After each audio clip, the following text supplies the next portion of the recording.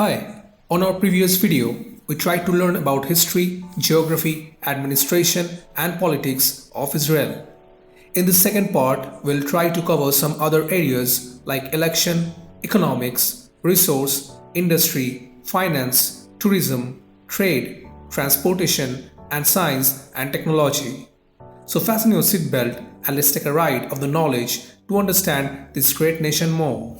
Knesset elections are general, national, direct, equal, secret, and proportional, with the entire country constituting a single electoral constituency. On election day, voters cast one ballot for a political party to represent them in the Knesset. Because of the importance attributed to the democratic process, election day is a holiday. Free transportation is available to voters who happen to be outside their polling districts on this day, and special arrangements are made to enable military personnel and Israelis on assignments abroad to vote.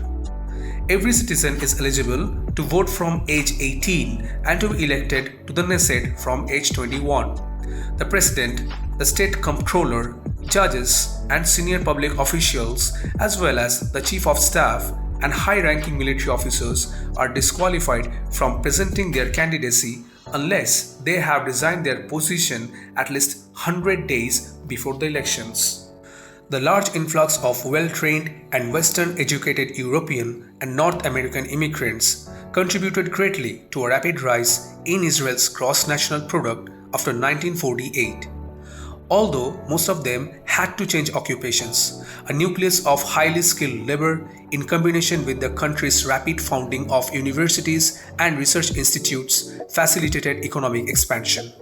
The country obtained large amounts of capital, which includes gifts from world Jewry, reparations from the Federal Republic of Germany for Nazi crimes, grants in aid from the US government, and capital bought in by immigrants. Israel has supplemented these forms of revenue with loans, commercial credits, and foreign investment. The goals of Israel's economic policy are continued growth and the further integration of the country's economy into world markets. Shekel is the currency of Israel.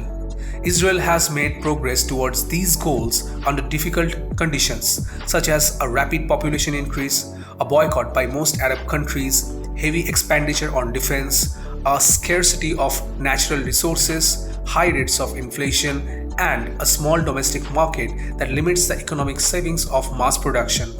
Despite these obstacles, Israel has achieved a high standard of living for most of its residents, the growth of substantial industrial export and tourism sectors, and world-class excellency in advanced technologies and science-based industry. However, this economic progress has not been uniform. Israeli Arabs are generally at the lower rungs of the economic ladder, and there are substantial economic divisions among Israeli Jewish, mainly between the Sephardim and Ashkenazim. Large influxes of capital have passed through government channels and public organizations and enlarged that sector of the economy that engages in enterprises between the government and private concern.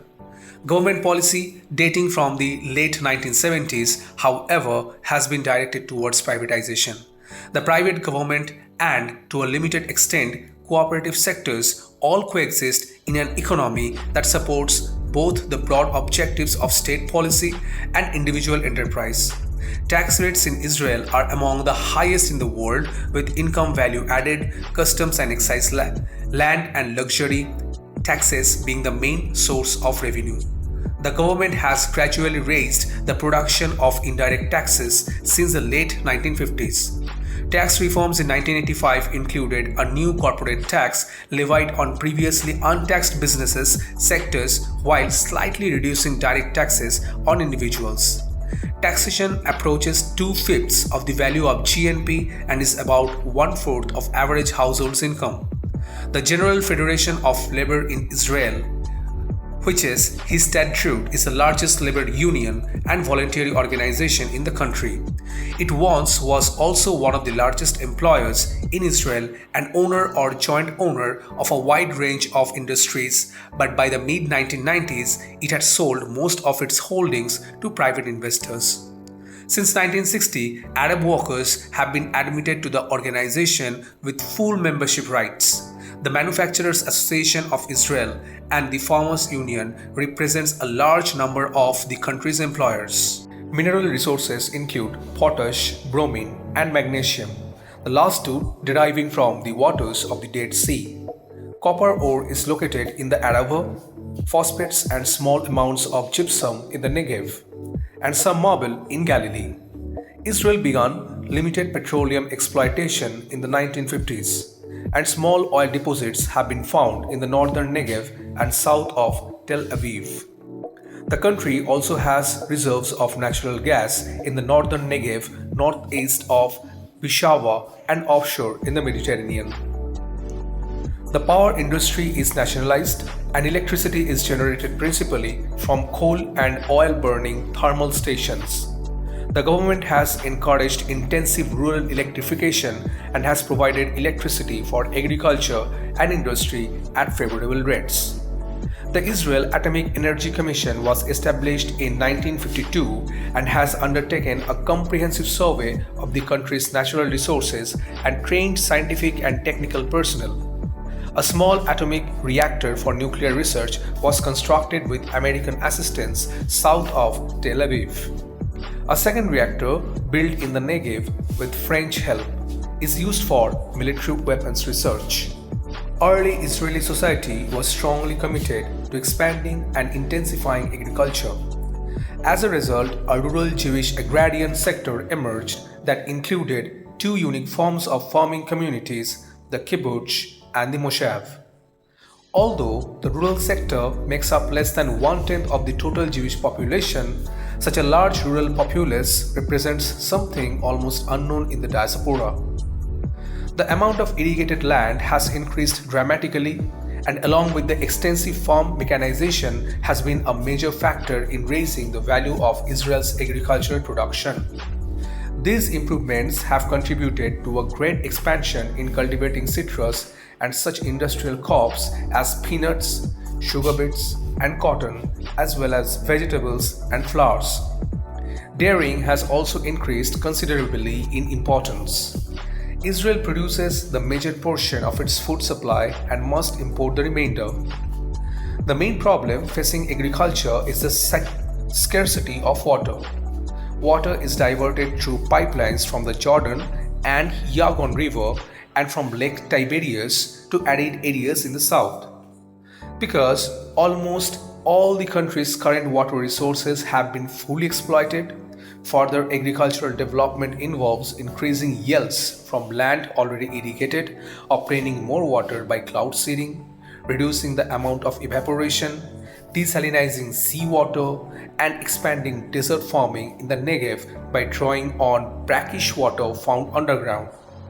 Israel has perfected drip irrigation methods that conserve water and optimize fertilizers use. Only a limited quantity of fish is available off Israel's Mediterranean and Red Sea coasts, and Israeli trawlers sail to the rich fishing grounds in the Indian Ocean and engage in deep sea fishing in the Atlantic Ocean. Inland fish pond production meets much of the domestic demand. For more than 40 years, local demand fueled Israel's industrial expansion as the country's population grew rapidly and the standard of living rose. More recently, world demand for Israeli advanced technologies, software, electronics, and other sophisticated equipment has stimulated industrial growth. Israel's high status in new technologies is a result of its emphasis on higher education and research and development. The government also assists industrial growth by providing low-rate loans from its development budget. The main limitations experienced by industry are the scarcity of domestic raw materials and sources of energy and the restricted size of the local market. Industrial growth has been especially rapid since 1990 in high technology, science-based industries such as electronics, advanced computer and communication systems, software, and weapons, and these have come to command the largest share of overall manufacturing output. Other principal products include chemicals, plastics, metals, food, and medical and industrial equipment. Israel's diamond cutting and polishing industry, centered in Tel Aviv, is the largest in the world and is a significant source of foreign exchange.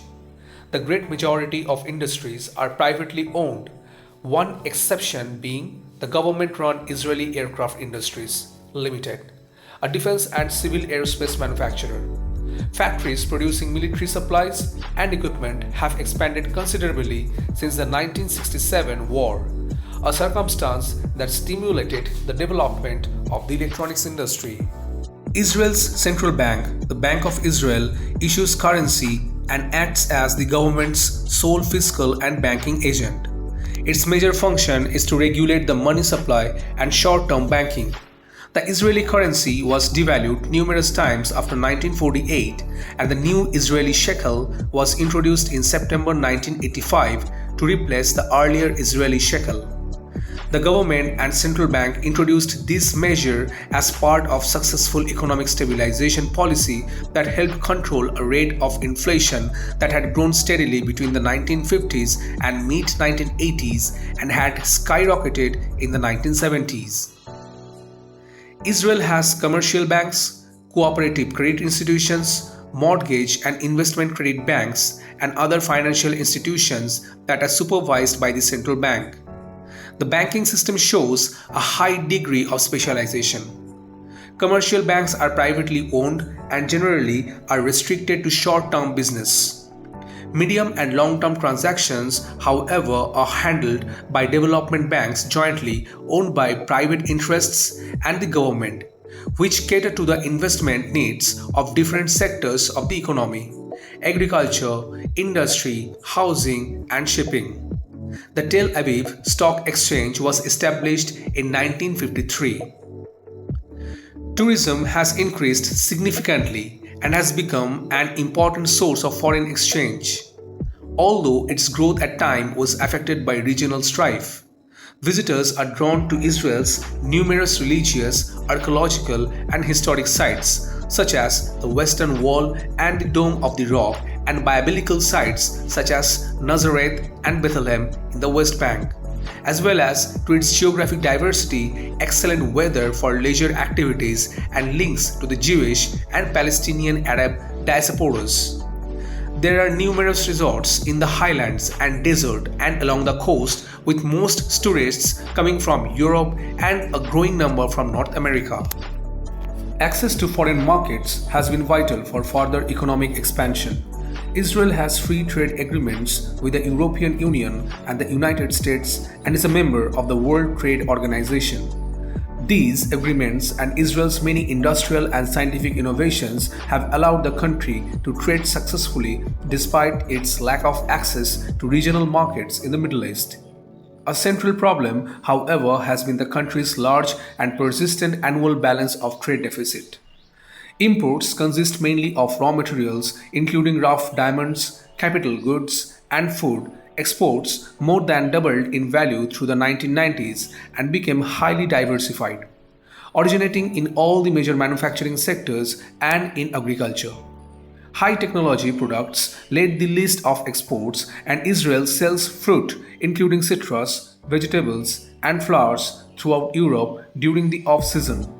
Its biggest trade partners are the US and China. Israel has developed a modern, well-marked highway system, and road transport is more significant to the country's commercial and passenger services than transport by rail. Bus companies provide efficient service within and between all cities and towns, supplemented by private taxis and chariots, privately owned and operated shuttles, which run on urban and inter-urban routes. Shuttles also operate on Saturdays, when much of the regular rail and bus service is suspended in observance of the Shabbat. Shipping is a vital factor both for the economy and in communications with other countries. As a result of the closing of the land frontiers following the Arab blockade of Israel, ocean and air shipping has played a major role in the transportation of supplies. 3 modern deep-water ports, Haifa and Ashdod on the Mediterranean and Eilat on the Red Sea, are maintained and developed by the Israel Ports and Railways Authority and are linked to the country by a combined road and rail system. Israel's shipping access routes to both the Atlantic and Indian Oceans have stimulated a continuous growth of its merchant fleet and air freight facilities. Ben Gurion International Airport in Lod is the country's largest. Regular flights are maintained by several international airlines with El Israel Airlines Limited. Israel's national carrier, accounting for the largest share of the traffic, scheduled domestic aviation and charter aviation abroad, is operated by Arkia Israel Airlines Limited. Airports at Jerusalem, Tel Aviv, Eilat, Rosh Pinna, and Haifa serve the country's domestic air traffic. Israeli science and technology is one of the most developed fields in the country. Israel spent 4.3% of its GDP on private research and development in 2015, the highest percentage in the world. In 2019, Israel was ranked the fifth most innovative country in the world by the Bloomberg Innovation Index. It ranks 13th in the world in terms of scientific output as measured by the number of scientific publications per million inhabitants. In 2014, Israel's share of scientific papers published worldwide 0.9% was 9 times its share of the world's population 0.1%. Israel has 140 scientists and engineers per 10,000 employees, one of the highest in the world. This compares to 85 per 10,000 in the United States and 83 per 10,000 in Japan.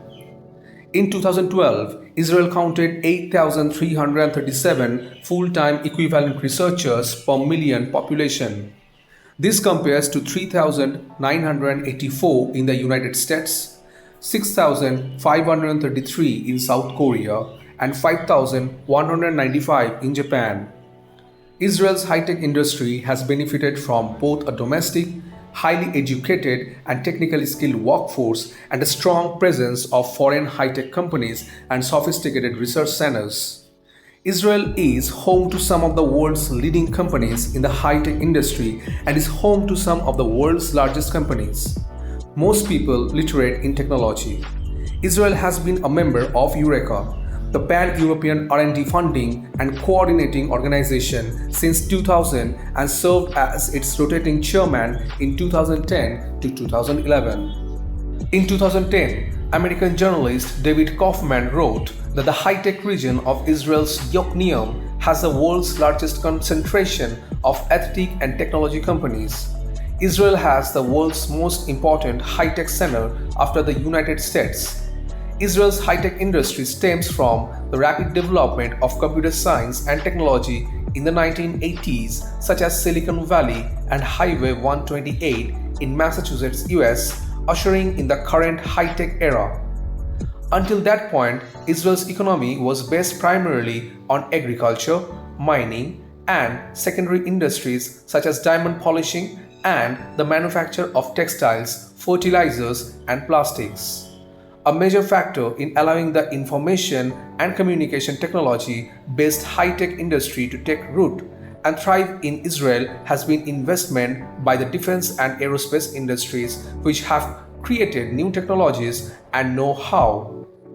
In 1988, Israel spent 17.1% of its GDP on military spending.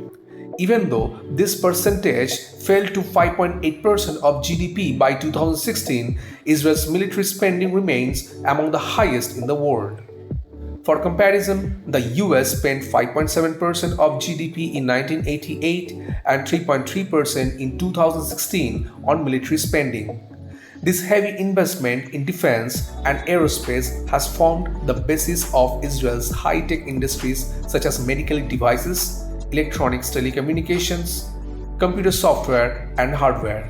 In the beginning of our new journey, we have tried to bring as much fact as we can. Hope you are liking this video. Please like and share it with the others and subscribe the channel for more interesting and informative videos. Have a great day ahead.